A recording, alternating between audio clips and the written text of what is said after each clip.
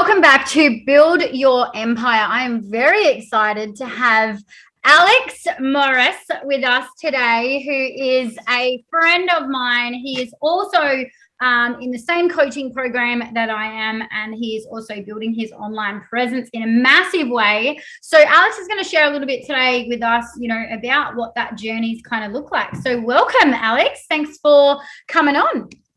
What's going down, Mel? Thanks for having me. I love it. So tell me a little bit about you and how this journey online started for you. Oh, man. My online journey started very different to where it is now. I started off as a health coach about 5 years ago. I was a full-time chef, as I had been for 12 years. And that led me down a path of getting a bit unhealthy physically. I drank too much. I smoked a lot of cigarettes and I didn't sleep enough. And I was about 20 kilos heavier than I am now. Really? I can't imagine that. Yeah. Well, probably about 15 kilos because I got really skinny when I lost my weight. And then I put on some, it always fluctuates. But I was a bit of a chunky boy. And when I lost the weight, I got really inspired and I started making all these healthy cooking videos.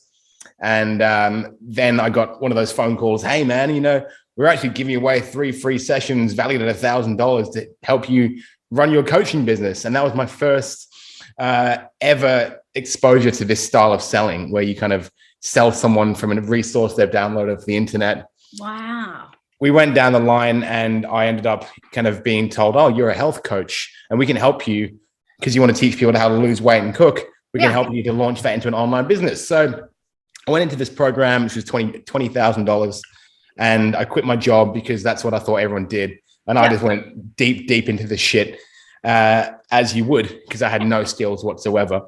Yeah. But what I did learn over the process of that, 2-year period where I actually made a few sales, got a few clients, was how to build ads, how to build sales pages, how to build ebooks and resources, videos, webinars, or the marketing side of it.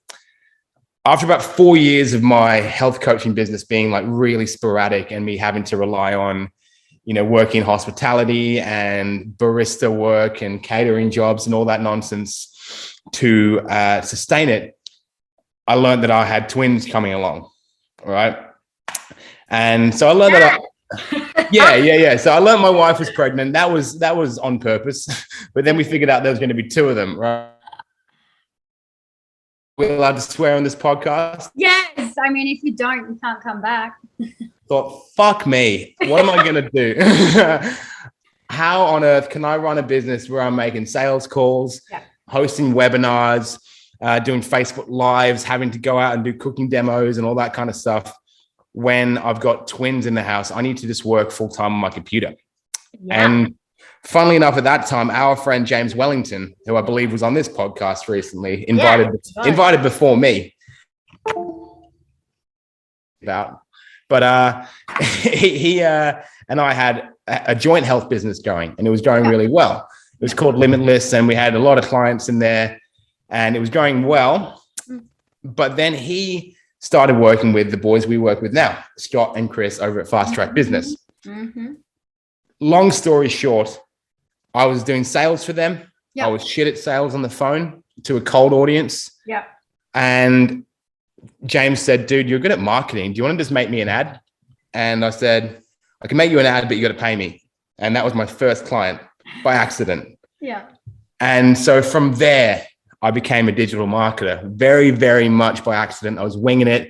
Mm-hmm. And for that whole period while my wife was pregnant, I was working full-time managing a restaurant. I was working full-time with like 4 or 5 agency clients, saved a good chunk of money so that when the twins came along, I launched full into digital marketing. And that was 13 months ago now. Wow. So that's the short version. So now, I guess really we see a lot in the online space. Yeah. What do you think the common thread is with people that don't have success online? There's too much expectation that it's going to happen quickly. Yes. Because you see only the best of people's lives online. So when people are out there teaching you how to run their online business, how they're traveling the world, some reason sitting in a fucking swimming pool with a laptop, which you just wouldn't do, you're seeing the people who have done well. Yeah. But you're not seeing all the, 99% of internet businesses that fail. And so when you're having a tough month, it's so easy to give up because it's not like you've got a shop that you've rented or staff or anyone relying on you really. It's such a low barrier to entry, also a very low barrier to exit. So I think people just give up because they expected to smash out really fast. For me, I've only started making really consistent good money after about 5 years. Yeah. And I think that's the thing. I see a lot of people, oh, you've had success online. And I'm like, yeah, but man, I'm pushing 7 years now, 18 months in. Yeah, we had a big chunk of success. And then, things plateaued out for, a fair few years. And then it was like, right, time to build again. And off they went again. But it doesn't stay like that. If I was to be brutally honest, like those really massive months, they don't stay there. They taper off into, more manageable amounts. And I think, yeah, you're right. Like people only see the good bits. They don't see the sitting in your car in tears. They don't see the calls to your coaches where you're like, I fucking hate you guys. Like, I hate you guys, So, for you now, obviously having an agency, creating success in the online space for yourself, what does it look like for you now, vision-wise, for what's possible in the online space? Your vision was obviously quite limited for a little while, yeah, until you kind of learn, well, hang on a second, I can make this really work for me. So, what changed? Super good question, because you're right. I started it off just trying to support my family and not have to leave the house much. Yeah. How can I work and do my job at 4 a.m. with a sleeping fetus on either side of me, right? So that was the way it started. And I didn't expect it to even really continue. I didn't even name my brand. I didn't even have a Facebook page. I was just kind of really winging it. Mm-hmm. But then I decided to take it a little more seriously. But I still had a stake in a restaurant that was about to open. Yep. The other guy called me and he said, I can't do this. I can barely staff my own restaurant. We're in the middle of a pandemic. There's no travelers. We got no staff. I'm going to pull out. So I was like, fuck it. I took all that money, put it into digital marketing, and I made it back. I've made 30 grand back, very, very quickly of investment. And now I'm seeing that I've got a little more space. I've got the systems. I've got the structure to really put my foot down. It's not a means to an end anymore. It can be my career. It can be my impact. And so, I mean, you and I are in the same program, as you said. I'm at now where you were just a few months ago. 100%. Which is extraordinarily exciting for me because now look at you. Look at you. You're smashing it. And so I think my vision's really big, but I'm not even sure what it looks like, to be honest. The kids have really changed what I want. Yeah. And I think while I've got a bit of an ego and I love attention and people, knowing who I am and kind of inviting me on podcasts and stuff. Yeah. I'm not entirely sure I'd like to be, a figure in this space. Yeah. I'm not entirely sure if I want to be, as big and famous as I once thought. I think I'd really love to be able to get this business to sustainably doing $1 million a year and then go and live on a farm with my family. But I don't know. It's crazy your perspective changes, and I think, and same for me, it was, I want the mansion on the canal and I want this and I want that. And now I'm like, I just want to do my truck up to look like a Tonka truck and buy a caravan. I want to get away from the hype because, we're in the spotlight a lot and we're in high stress all the time. So, the whole idea of getting away is a lot more appealing now than it ever has been. If you had asked me 5 years ago, do you want to go live in the bush and live off the grid? I would have said, are you fucking kidding me? what, like a proper hippie? No. And now I'm like, yes, this is the best idea ever. So you're right. Like it does change. And I don't think you get to a certain amount and, I mean, obviously everyone's different, but I don't think you get to a certain amount and then you go, oh, okay, now I have to live this life. I guess it's, what you want. And your kids would have, like you said, made a big change in that. So, for you, for anybody starting out online, what are some tips that you could give them to kind of help them moving forward on what they need to focus on that's the most important? It is a very big question, Mel, and I think that's a big question, but I'll do my best to niche it down a little because I work in the coaching and consulting space. So starting out online, people could be starting a Shopify store or an e-commerce store or some sort of fancy software developing corporate thing, which, heaps of people know how to do. But what most people don't know how to do is get attention, I think, because there's a lot of good ideas out there, a lot of good products. I was speaking with a lead this morning who was like, I've got this amazing jewelry website and I get no sales. No one ever comes to it. And it's like, well, how have you tried to do it? They go, I've got a website. And so what I think people need to understand is that you need attention, but that's not just about whoring yourself out on Instagram and just posting nonsense. That's not meant to be like whoring yourself out in the way, women do this these days. It's meant to be like, you don't just have to film every fucking thing you do and just be one of these coaches that's like, oh, healthy breakfast today and I'm at the beach. It's like, there's enough of that going on. That's great. Yeah. But I think if you can offer something in your space, you can offer some value to people that gets them from A to C. Yeah. And then they're like, oh, Mel can help me get from A to Z because she's already got me that far. Then they're going to trust you and they're going to believe that you're passionate about what you do and you're knowledgeable about what you do. So I think creating something as often as you can, like this podcast, even if no one's listening, writing some stuff down, making some photos, some videos, teaching people about what you do and giving stuff away for free before you get paid is one massive thing. The other one is don't quit your job yet. Because the internet does get expensive. It's if you want to do something properly, there are going to be costs just like there are for a brick and mortar business. Maybe not as much, but if you want to take it anywhere and you want to put any money into ad spend or hiring someone like Mel or myself or getting a good microphone, a good camera, or the softwares you need, you're going to need to actually invest a little bit into it in time, money, energy before it comes back to you. And I think manage your expectations, put out content as much as you can, learn as much as you can, and just kind of hustle short term because it's going to work in the long term. But it starts out pretty rough. Totally get it. And this is a perfect time for my neighbor to start his bike. So he'll be joining us on this podcast.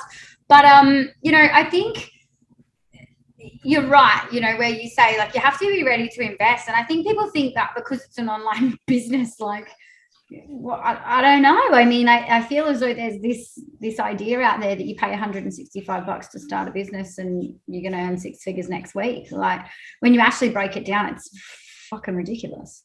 And it's ridiculous to even think that that's possible. So, it wasn't until I started investing really quite large amounts of money that I started to see the results that matched where I wanted to go. Otherwise, for the first few, at least year and a bit, now I was trying to build my business off free. You probably were behind the ads.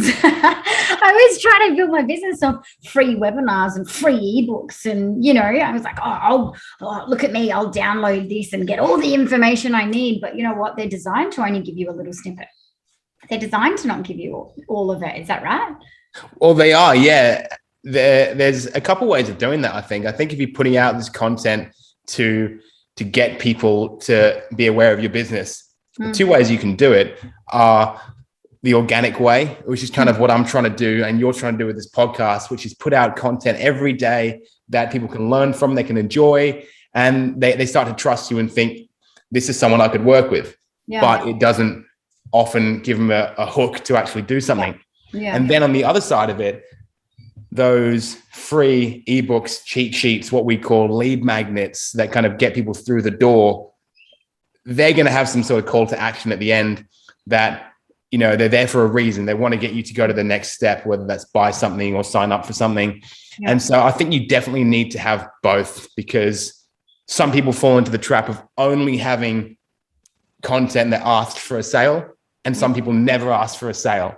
So you've got to balance the two to make sure you have both a following who trusts you and a business that actually pays the bills. Yeah, so true. So true. So if you were to give somebody a bit of advice who's in the online space now, you know, you've already shared a little bit of advice of, you know, what's some steps that they can, you know, harness now. What would you say to them? A lot of people, I think about the online space and think, oh, it's flooded. You know, I can't do that. I can't be like Alex. I can't be like Mel. What do you say to those people that are kind of full of doubt, or people that go, I don't understand ads. I don't understand how to do a funnel. I think if you're doubting yourself, that's something that doesn't even go away. Yeah. So get used to that. Have the confidence that you can get through doubt.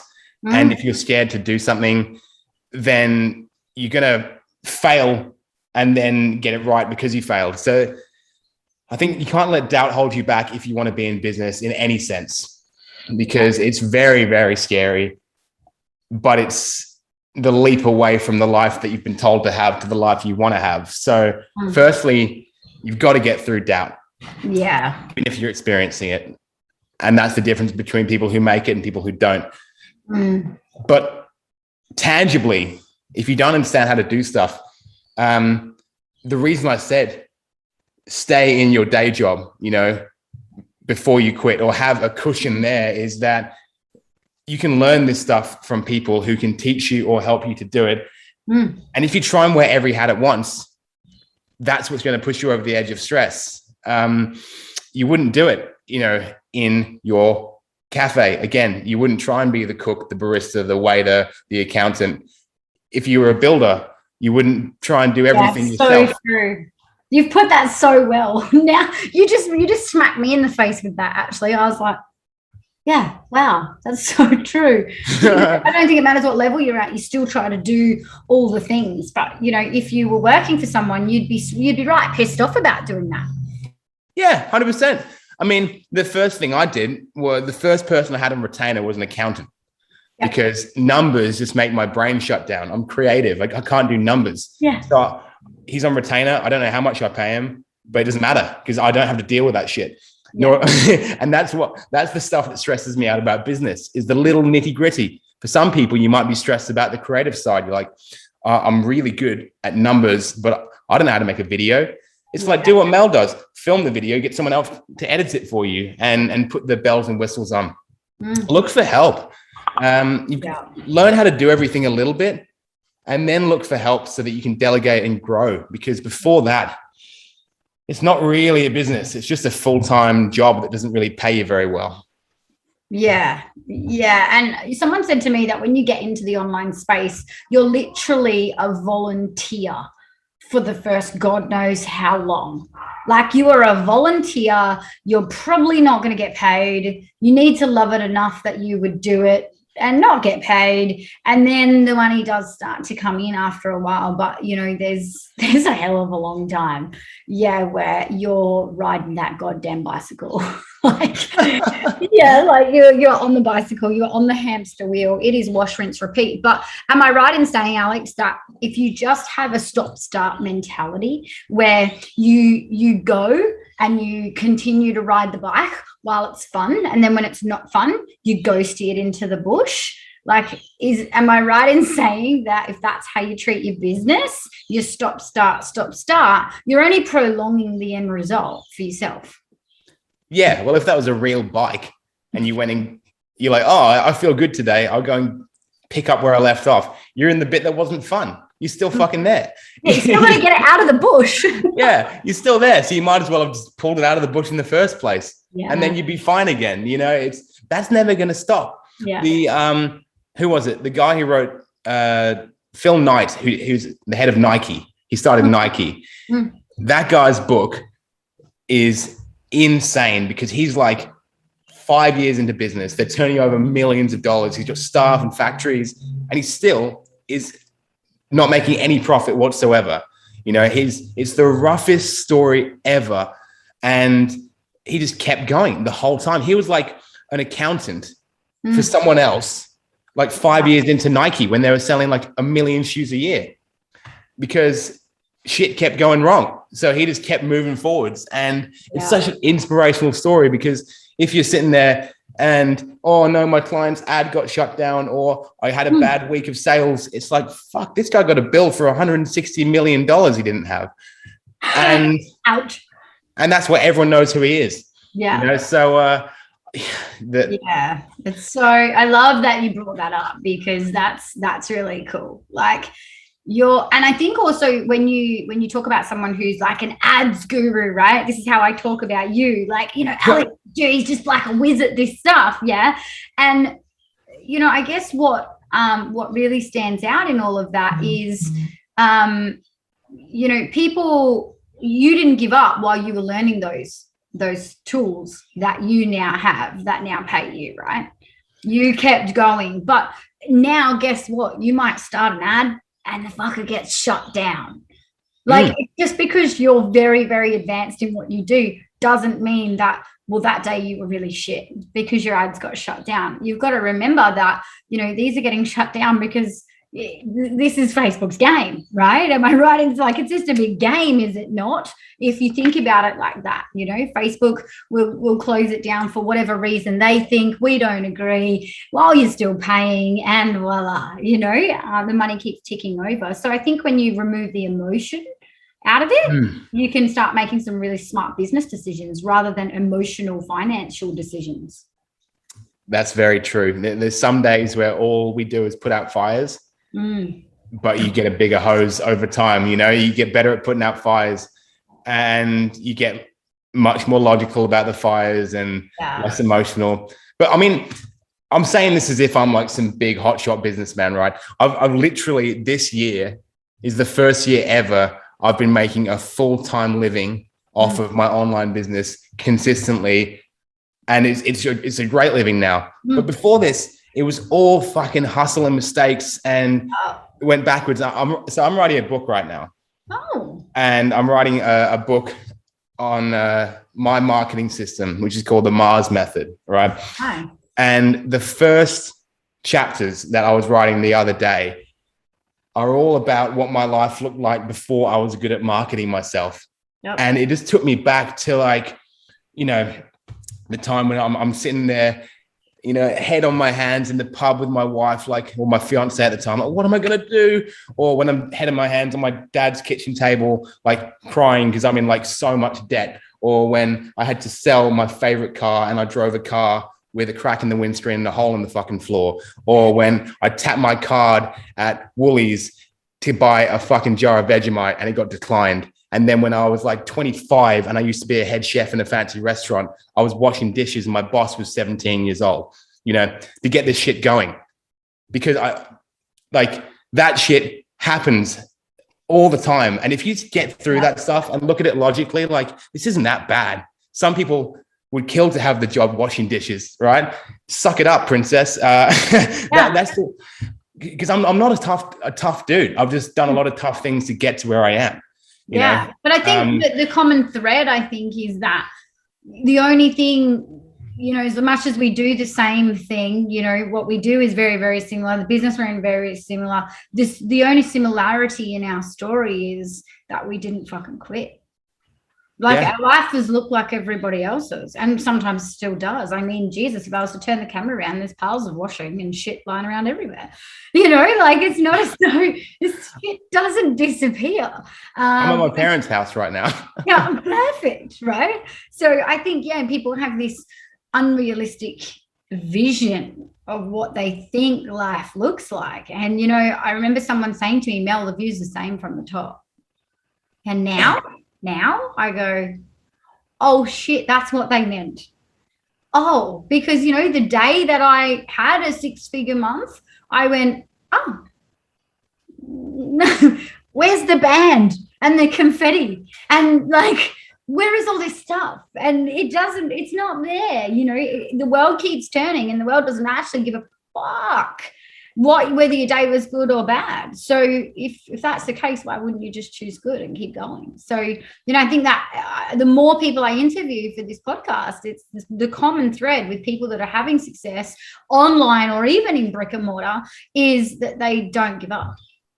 Relentless. Yeah. The guy who I was in business with in restaurants, we had a cafe together like 8 years ago when I was like 23. And I got antsy and bored of it and I quit. I sold him my half. He didn't stop and he ran this cafe and he worked so hard. And then he went and he sold it and he opened another restaurant that does like, 150 grand a month, selling hamburgers, and he's driving a Mercedes and he can buy anything he wants. And he's got staff and he's got like best burger in Australia, all this stuff. And, 3 years ago, that guy, he was doing every job in the cafe every day by himself, mopping floors, 36 years old, mopping floors, cleaning toilets, making coffee. And he didn't quit, and so brick and mortar, online, it's all the same. And I think it comes to those who wait. Good things or things that are worth having are worth waiting for. Like, whose mom has said that to them? And you're like, whatever, I want the shoes now, But now it makes total sense. Like, it is like good things that are worth having they're gonna take you more than what most people are willing to put in. And I remember one of my mentors saying to me, do now what others won't in order to live a life that others can't.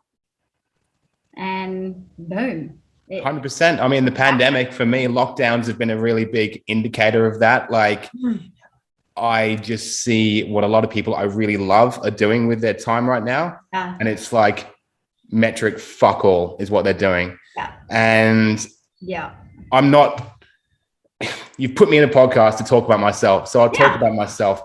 But I think in the past year, when everything's gone to shit, I've made the most money. I've become fitter than ever. I've got the happiest family ever. And everyone else is out there buying PlayStation 5s with their superannuation. Yeah, but do you feel as though that's because your circle changed? No, same circle. What about your mentor circle? Like, what about your influence? Do you feel as though your influence changed in this tough time? Well, I've come into the circle with you, that tight-knit little circle, and that's been pretty hectic. That's been awesome. But I think it's because I changed my circle 5 years ago. When we were 24, 25, and everyone else was starting to get those middle management jobs and progress in their career and have a salary and a skiing holiday, that kind of shit.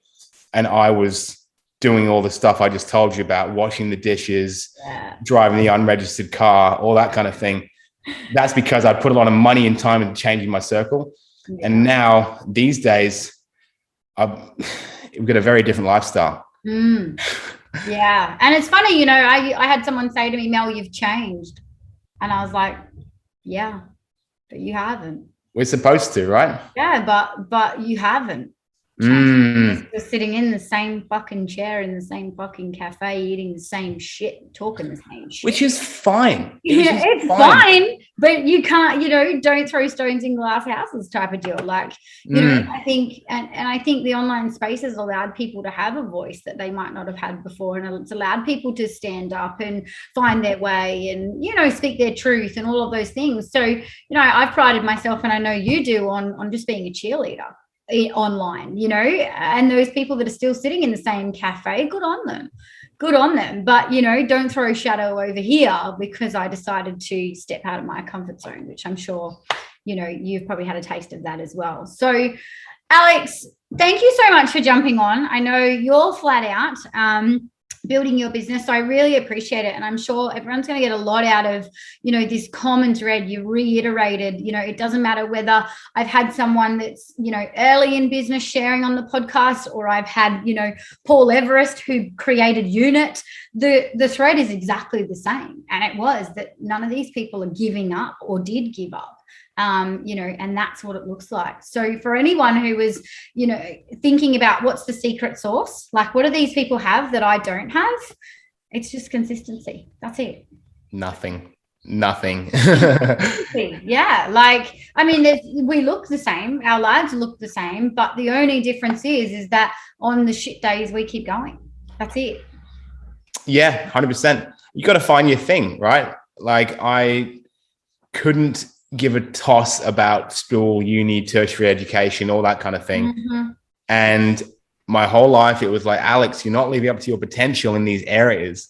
Alex should be doing better. Alex, talks too much, doesn't do his work, but then he's getting all these marks like in the high 90s. I was like one of the smartest kids in my year at school. I just didn't give a fuck about it. And so if I was in that space and never quit, my life would look really different. I don't know what I'm trying to say there, but like whatever space you're in, it's going to, if it works for you, do your best in it, man. And just like, there's really very few limits on what you can do, I think, these days, which we're starting to discover now. And it's a lot of fun. So best of luck with it, dudes. So if anyone wants to know more about Facebook ads, or they want to know about your agency, where do they find you? To the Moon Digital is the name of my company. I'm on Facebook, it's To the Moon Digital. I'm on Instagram, LinkedIn, YouTube, Twitch, freaking everywhere. My podcast, which Mel has promised to come on when she can make some time for me, is called Coaches to the Moon. That's about the business of coaching. And I'd love to have a chat with anyone who just needs to rethink their strategy, because not everyone's right for me. So I'm not definitely going to sell you something. Yeah, so true. Thank you so much. I appreciate you, and I'm excited to watch what you make happen over the next couple of months. Melanie, thank you so much for making some time for me, and congratulations on the enormity of your success lately. You're amazing. Thank you. Keep it up.